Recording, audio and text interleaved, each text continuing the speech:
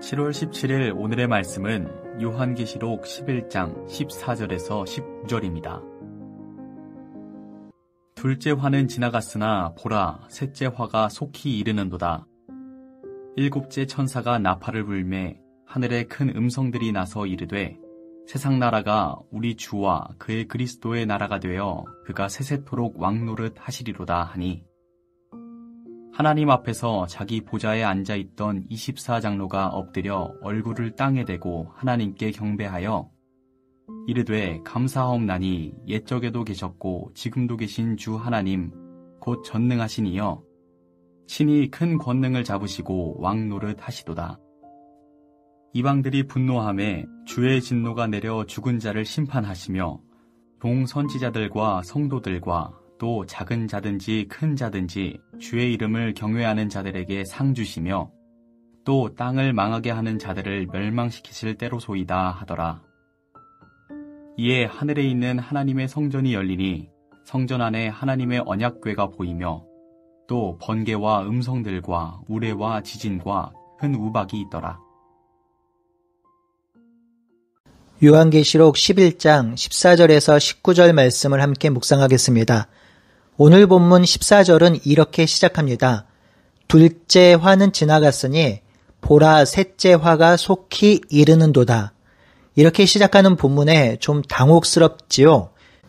왜냐하면 앞단락인 11장 1절에서 13절과 내용과 맥락으로 볼 때 전혀 연결이 되지 않기 때문입니다. 그래서 요한계시록을 그냥 쭉 읽어나가면 이해하기가 좀 어렵습니다. 구조가 복잡하기 때문이죠. 오늘 본문은 우리가 월요일 날에 묵상했던 9장 13절에서 21절 다음에 연결된 본문입니다. 그 사이에 10장과 11장 1절에서 13절이 삽입되어 있는 것이죠.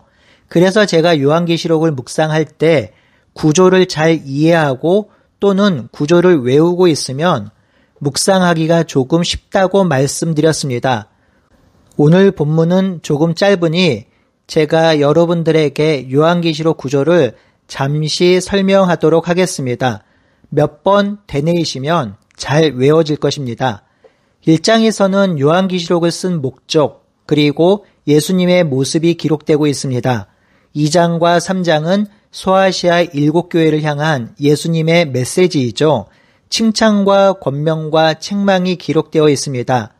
2장과 3장을 통해서 우리가 적용할 수 있는 것은 요한계시록을 기록한 1차 목적이 소아시아 7교회를 향해서 쓴 책이라는 것이죠. 즉, 이 땅의 지상교회를 향한 기록입니다. 목적은요, 환난과 핍박과 고난이 있지만 결국 끝까지 견디는 자가 이기는 자니 잘 견디라고 권면하고 있는 것입니다. 그리고 나서 4장에서 하늘의 예배가 펼쳐지죠. 지금 소아시아 7교회 또한 지상교회가 드리는 예배와 하늘 예배가 연결되어 있으며 하나님께서 영광을 받고 있다는 것을 말해주고 있습니다. 5장은 어린 양께서 두루마리, 즉 봉인된 책을 들고 계시며 그 책을 펼칠 자는 어린 양 예수밖에 없다는 것을 알려줍니다. 그래서 6장에서는 그 어린 양께서 두루마리의 인을 떼시죠. 첫째 인부터 여섯째 인을 떼실 때까지의 기록이 6장입니다. 그리고 7장은 삽입구라고 말씀드렸죠. 지난주 금요일에 윤 목사께서 아주 잘 설명해 주셨습니다. 14만 4천 명에게 베풀어지는 구원인데요. 14만 4천 명은 문자적인 숫자가 아니라 상징적인 숫자입니다. 이 삽입구가 기록된 이유는 계속되는 환난과 핍박이 전개되는 가운데 성도들에게 위로를 주려고 한 것 같습니다. 이 삽입구가 끝난 후 8장 1절에서 5절에 보면 드디어 7인이 떼어지고 그리고 6절에서 13절까지 보면 7 나팔을 가진 7 천사가 네 번째 나팔을 붑니다. 그리고 8장 12절에 보면 여기까지가 첫째 화라고 하지요. 그리고 9장에서 둘째 화가 시작이 되는데요. 이 둘째 화는 5번째 나팔과 6번째 나팔이 불려질 때 일어납니다. 그리고 나서 7번째 천사가 7번째 나팔을 부는 이야기가 나오면 이해하기 쉬울 텐데요. 여기서 느닷없이 두 번째 삽입구가 나옵니다. 10장과 11장 1절에서 11절이죠. 10장은 두루마리 이야기고요. 11장 1절에서 11절은 두 증인의 이야기입니다. 10장과 11장 1절에서 11절도 삽입구로서 성도들을 위로하고 격려하기 위한 메시지며 교회의 사명이 기록되어 있습니다. 이렇게 삽입구가 들어간 이유도 첫 번째 삽입구가 들어간 이유와 비슷하다고 보는 거죠. 교회에 소망과 희망을 부어주며 또한 교회의 사명을 말해주려고 한 것 같습니다. 왜냐하면 심판과 재앙 메시지가 계속되어 기록되어 있으면 성도들이 위축되고 힘겨워할 수 있기 때문이죠. 이 두 번째 삽입구는요, 내용뿐만 아니라 구조적으로도 아주 중요한 역할을 합니다. 요한계시록 전반부인 1장에서 9장, 그리고 후반부인 12장에서 22장을 연결하는 가교 역할을 하죠. 사도 요한이 요한계시록을 쓸 때 이 편지는 성도들에게 들려지는 편지이기 때문에 청중들이 듣고서 이해할 수 있는 구조와 이미지를 사용하고 초대교회 성도들은 이 편지를 들을 때 충분히 잘 이해할 수 있었습니다.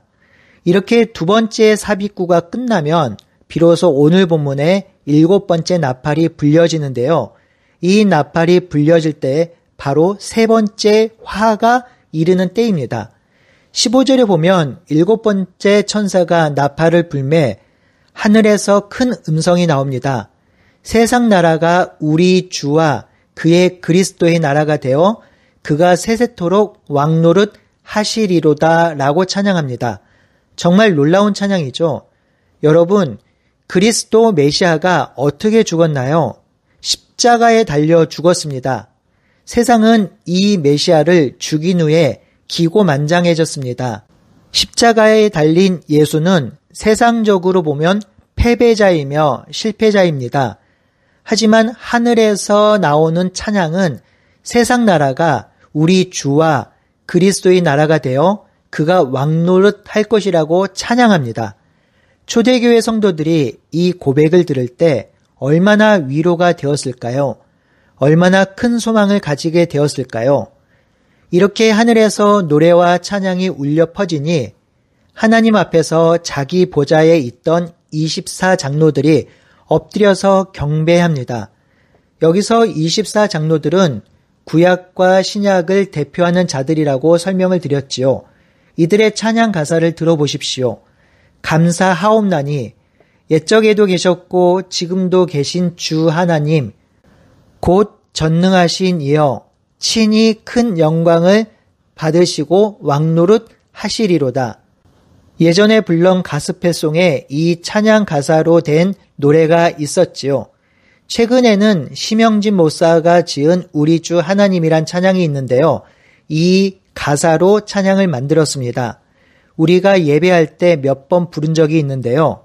제가 오늘 교회 단톡방에 링크를 걸어 드릴 테니 꼭 듣고 함께 부르시면서 초대교회 성도들이 이 구절을 읽을 때 느꼈던 감동과 소망과 위로를 꼭 누려보시길 바랍니다. 성도 여러분, 저도 요한계시록을 그냥 읽을 때는 참 이해하기 어려웠습니다.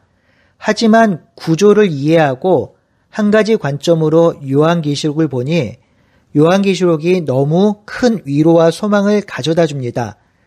인, 나팔, 대접재앙이 미래에 일어날 어떤 종말론적 징조가 아닌 지금 우리가 살아가는 이때 일어난 것으로 이해할 수 있으며 이런 종말의 때에 어린 양 예수 그리스도께서 승리자가 되셔서 이 땅에 다시 오실 것이며 그 어린 양을 찬양하는 교회와 성도가 결국 승리하게 될 것이라고 말씀하시는 이 요한계시록이 진실로 위로가 됩니다.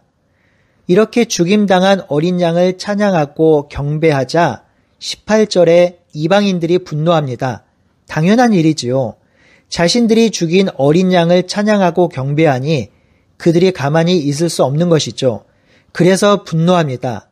이때 하나님이 역사하시죠. 주의 진노가 내려 죽은 자를 심판하시며 종 선지자들과 성도들과 또 작은 자든지 큰 자든지 주의 이름을 경외하는 자에게 상을 주신다 하십니다. 여러분, 이 상이 무슨 상인지 잘 알지는 못합니다. 하지만 하나님께서 어린 양을 통해 주시는 상은요, 꼭 죽어서만 맛보는 상은 아닐 것입니다. 이 상은 지금 우리에게 주어진 것이기도 합니다. 이런 관점으로 생각해 본다면 정말 가장 귀한 상은 주님께서 함께 하시는 상일 것입니다. 우리 주님, 우리 하나님께서 우리에게 주시는 가장 귀한 상, 귀한 축복은 자기 자신을 주시는 것이지요. 자신을 우리에게 주심으로 우리와 과거로부터 지금까지 그리고 영원토록 주님이 함께하는 것이지요. 그래서 우리 주님은 임마누엘의 주님인 것입니다.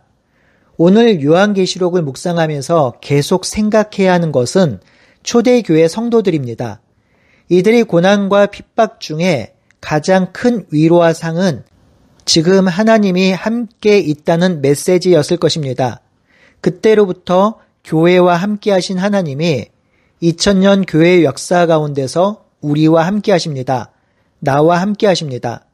그러니 이 함께 하심이 가장 큰 위로이자 상일 것입니다.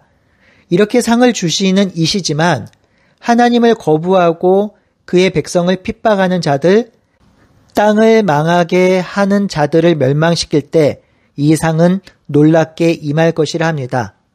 이미 하늘에 있는 하나님의 성전이 열리고 성전 안에 하나님의 언약궤가 보이며 번개와 음성들과 우레와 지진과 큰 우박이 있다고 합니다. 이런 놀라운 경험을 한 이가 바로 스데반 집사이죠. 스데반 집사가 돌에 맞아 죽을 때 보좌에 서신 예수 그리스도를 보았다고 합니다. 바로 그 모습과 오늘 본문이 거의 비슷하죠. 여기서 번개, 음성, 우레, 지진, 큰 우박이 있다고 하는데요. 이는 하나님의 임재의 상징입니다. 제가 이 설교를 준비할 때 들었던 찬양이 비전 찬양입니다. 지난주에 예배팀에서 집사님 한 분이 올려주신 찬양인데요. 이 비전 찬양이 요한계시록에서 나오는 가사인데요. 이 땅에 핍박과 고난과 아픔이 있지만 결국 죽임당한 어린 양이 승리할 것이라는 비전을 갖게 되는 것이죠. 사랑하는 성도 여러분, 이 요한계시록이 두렵고 무섭고 낯선 책이 아니길 바랍니다. 요한계시록이 우리에게 소망과 희망을 주는 책이 되길 바랍니다. 세상이 죽인 어린 양 예수가 승리자이시니 그 승리자를 따르는 우리가 결국 승리하고 어린 양 보좌 앞에서 영원토록 그를 경배할 것입니다. 오늘도 어린 양 예수를 따라가는 우리 모두가 되길 바라고 소원합니다.